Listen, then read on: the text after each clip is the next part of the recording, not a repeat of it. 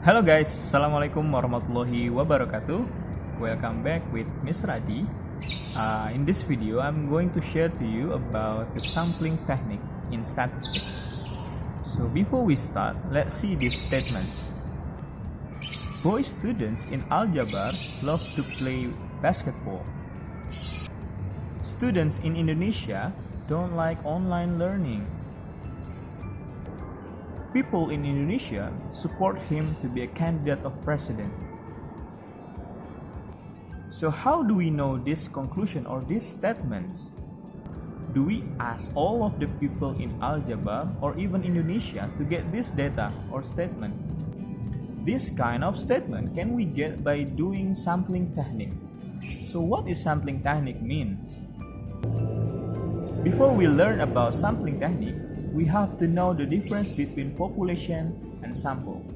Population is the whole data that you may collect, and a sample is a small chosen data from the population. Let's see the example. In the first case, we can say that a whole boy students in Aljabar as a population, and we can take 5 students from each grade as a sample. In the second case, we can say that whole students in Indonesia as a population, and we can take sum of students from each provinces as a sample. So those are the difference between population and sample. And why do we need to learn sampling technique? Because it's wasting time to interview or take the data from whole population.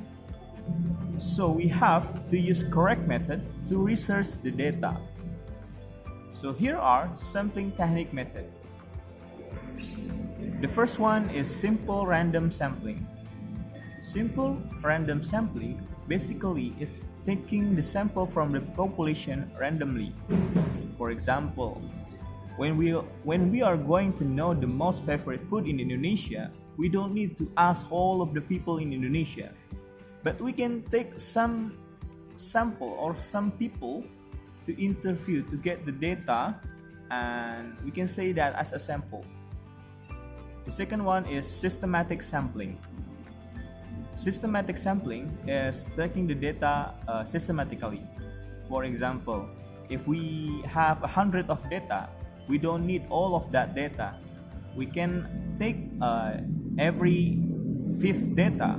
For example, we can take the 5th data, the 10th data, 15th data, and we can take it systematically.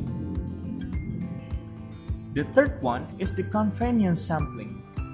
The convenience sampling is getting the people who are easy to reach. For example, if we are going to know the most favorite food in Indonesia, we can ask some people in school or in our house or in our village. So we don't need to go to another provinces to ask their favorite food. However, this kind of sampling technique will get bias. What is bias? Bias is a sample that is not random.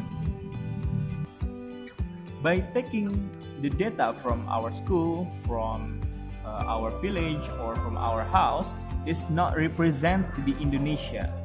So we cannot state that data as the representative of Indonesia.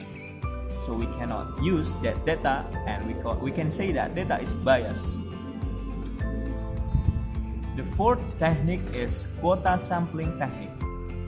Quota sampling technique is taking the quota from your population.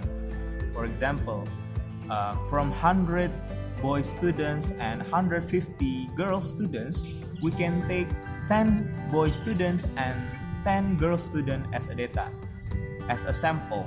So we can say this as a quota sampling. And the last one is stratified sampling. Stratified sampling is selecting sample from proportional categories. For example, if the amount of grade 7 is 20% from the whole school, we only have to take 20% from that class from grade 7 as a sample, and we add another sample from another class. Well, Those are some sampling techniques that we may use to research the data. I hope this video will be beneficial for you. Thank you for watching. Assalamualaikum warahmatullahi wabarakatuh.